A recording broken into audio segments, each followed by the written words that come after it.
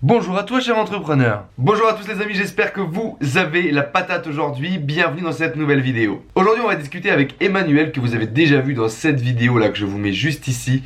Vous savez, le mec qui participe aujourd'hui à la French Tech Thailand que j'ai eu l'occasion de rencontrer à Bangkok. Aujourd'hui Emmanuel va nous partager tout simplement les étapes du succès qui lui ont permis selon lui de réussir ses projets. Et bien évidemment tous les conseils qui vont bien pour que vous puissiez répliquer toutes ces étapes dans votre business et dans la création de votre société. Allez, ne perdons pas une minute de plus, c'est parti pour ce passage de vidéo avec Emmanuel. Je vous dis à très vite les amis. N'hésitez pas à vous abonner si vous voulez plus de vidéos dans l'entrepreneuriat. N'hésitez pas à commenter, à liker, à taguer vos amis entrepreneurs si cette vidéo vous a plu et vous apporte quelque chose. Dans tous les cas, moi je vous dis à très bientôt. Alors du coup, comme on adore dans cette série d'interviews, est-ce que selon toi, si tu prenais un peu de recul, tu saurais analyser les étapes qui ont fait ta réussite aujourd'hui, ton succès? Pas une fois, pas deux fois, mais trois fois du coup. Est-ce que...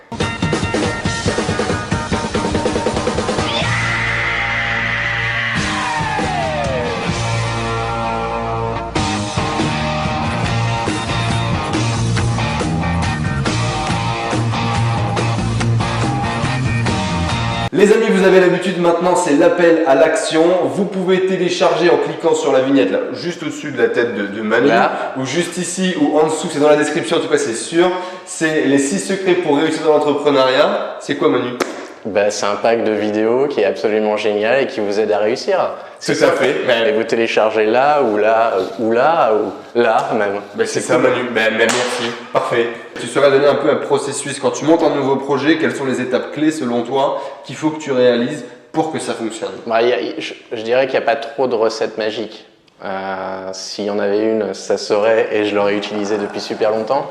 On la cherche toujours. Non, la première chose, c'est si on a une idée, c'est de se bouger. Okay. C'est d'exécuter, c'est de faire en sorte, c'est de ne pas la garder pour soi parce que les gens vont la cacher, vont la prendre, vont la voler. C'est de l'essayer, de la tester, de faire en sorte de ce que j'appelle le mur de se confronter au mur de la réalité. Okay. D'accord? Ça, c'est parler à des gens, c'est dire voilà, j'ai une super idée, c'est l'idée de la mort, elle est géniale. D'accord? Tu vois ce que je veux dire? Je vois tout à fait ce que tu parles. T'en as dit souvent des comme ça. Et en fait, l'idée, voilà, c'est de parler aux gens et c'est de leur demander leur avis, ce qu'ils en pensent et vraiment leur vrai avis et ce qu'ils vraiment pensent de cette idée, quoi. Et souvent, cette première idée, elle est complètement pourrie et elle ne peut pas être commercialisable. Voilà, exactement. Elle est complètement pourrie souvent. Mais heureusement, parce qu'il y en a 2 derrière et 3 derrière. Et voilà, mais en fait, ce process-là, cette étape-là, fait que tu peux aller au next step. Ouais, et tu peux sinon, tu es bloqué avec ta super idée faramineuse que tu gardes pendant 50 ou 60 ans parce que personne ne va te la voler, voilà, chez toi. Et donc, selon toi, il y a vraiment ce step où tu dois avoir du coup cette idée où je vais sortir le nouveau Airbnb, puisque c'est une référence que j'utilise beaucoup, le nouveau Blablacar. Voilà. Et t'en parles, et tu comprends, tu t'essayes, tu vois que ça marchera pas, et là du coup tu te mets à faire des choses tout de suite qui peuvent là fonctionner en testant d'autres idées, d'accord. Ouais. Et si ça correspond à un besoin, s'il y a des gens qui te disent ce truc-là, j'en aurais eu besoin la semaine dernière, tu vois, là il y a déjà quelque chose, il y a déjà un business, quoi. Ok. Et voilà, donc se confronter à la réalité. Ça, c'est la première chose. La deuxième chose, c'est trouver des bons partenaires. Okay. Donc ça, c'est trouver des partenaires complémentaires. D'accord? La troisième chose, c'est faire en sorte que tout soit clean. Les papiers, les finances, tout soit clean depuis le départ. Okay. Tu vois? Qu'est-ce que quand on est entrepreneur, on a tendance à un peu négliger, à vouloir développer énormément le produit. D'accord? Les clients, évidemment, parce que c'est à la fin ce qui va te faire vivre. Ouais. Mais en fait, tu négliges un peu le côté accounting, comptabilité, finance, administration, etc. Et c'est quelque chose à ne surtout pas négliger. Okay. Genre tu le mets clair une bonne fois pour tout au démarrage et... Voilà, exactement. Tu mets tout sur papier, tu fais appel à un avocat au départ. Si t'as, pour moi, c'est obligatoire, quoi. Ok. Ça permet de cimenter les choses, de faire en sorte que tout soit clair depuis le départ. Et il n'y a pas de conflit, il n'y a pas de friction derrière. Voilà. Surtout si tu as des partenaires, là, ça peut être très important à la fin. Ok. Voilà. 3 steps du coup. Premier Il y a step. d'autres steps. Après, t'en veux plus? Je t'en donne. Bah non, C'est pour avoir d'après un mon process. expérience, si tu veux. C'est construire un produit. Ouais. Ou alors revendre un produit ou etc. Mais en fait, vraiment être la personne l'expert dans ce produit. Ok. Voilà. Donc tu réponds à un besoin souvent si tu construis ton nouveau produit. Et si tu veux, voilà, tu es expert, tu es indestructible, tu connais à mort ton produit.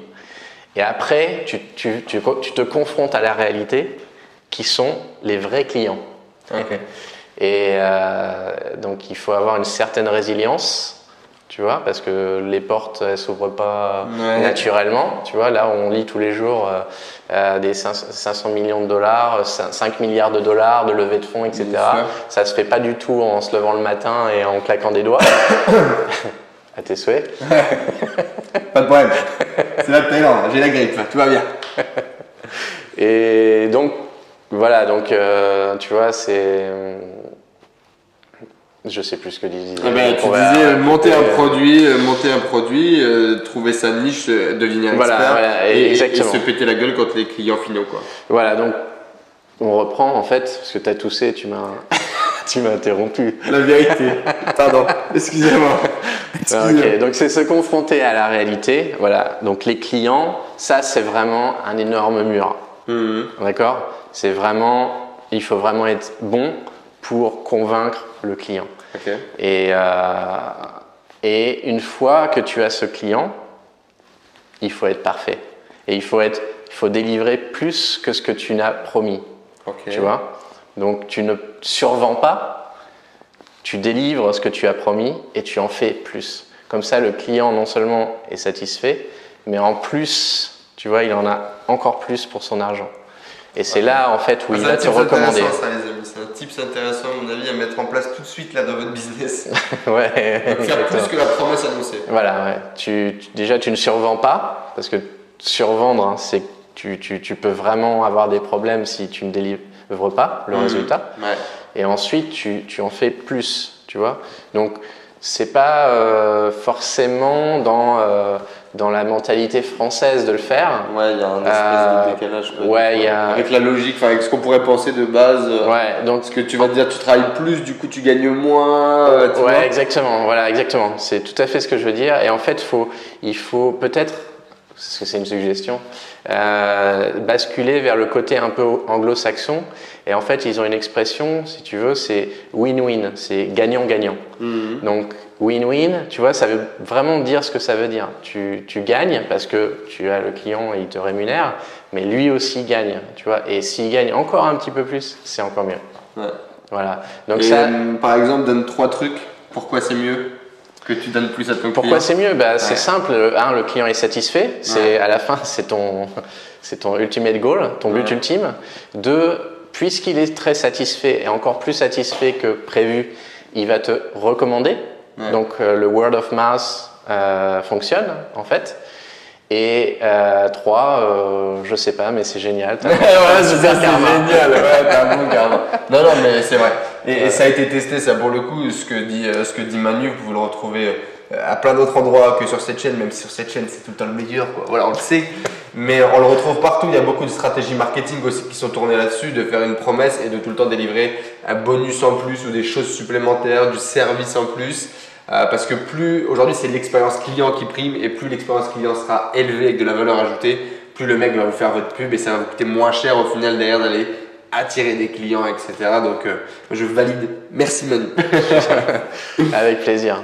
Et le dernier super tip du jour, c'est ça paraît vraiment stupide, vraiment common sense et tout, mais en fait trouver des clients, convaincre des clients, rencontrer des clients, ça prend énormément de temps. Ouais. D'accord ? Donc, il vaut mieux penser à un business model où tu génères des revenus récurrents avec ces clients, plutôt que du one shot.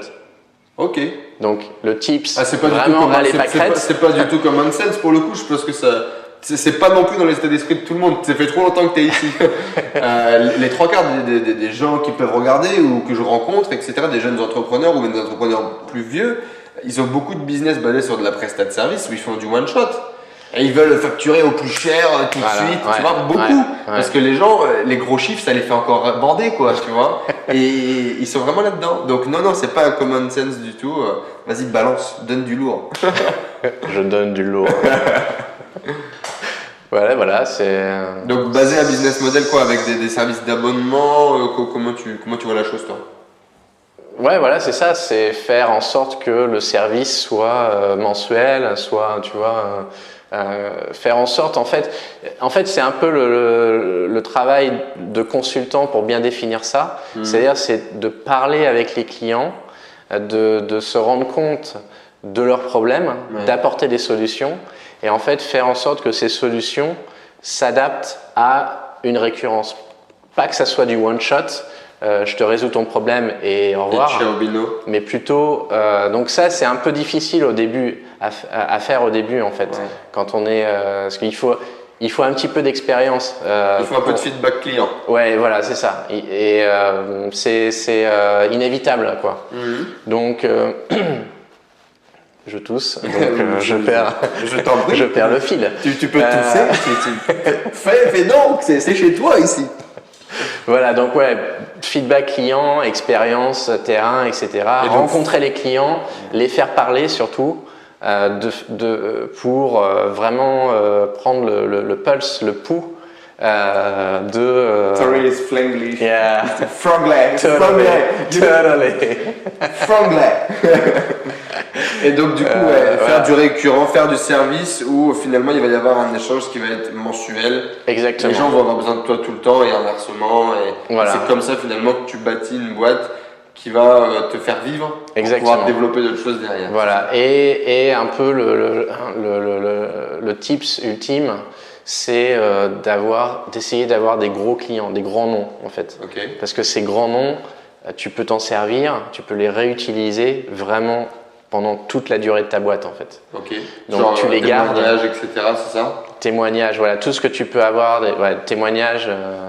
User case. Testimonials. The testimonials. Les logos, tu vois, les références, etc. Ça envoie. Et parce qu'en fait, une des premières questions, si vous êtes vraiment nouveau dans l'entrepreneuriat, une des premières questions que les clients vous poseront, c'est qui sont vos clients? Dis-moi avec qui tu traînes, je te dirai qui tu es. Voilà, exactement. Donc, l'idée, c'est d'avoir des grosses références, même si c'est des petits projets. Au début, comme vous n'avez pas de référence client, en fait, leur proposer des trials ou des choses comme ça, des essais, des périodes d'essai. Voilà. Yes. Et donc, au début, quand tu n'as pas de client, comment tu fais? Au début, quand tu n'as pas de client, tu prends ton baluchon. Et puis tu y vas. Ouais, tu y vas au front. Et puis t'as peur. Et puis t'offres des trials. T'es bien habillé déjà, t'es bien habillé.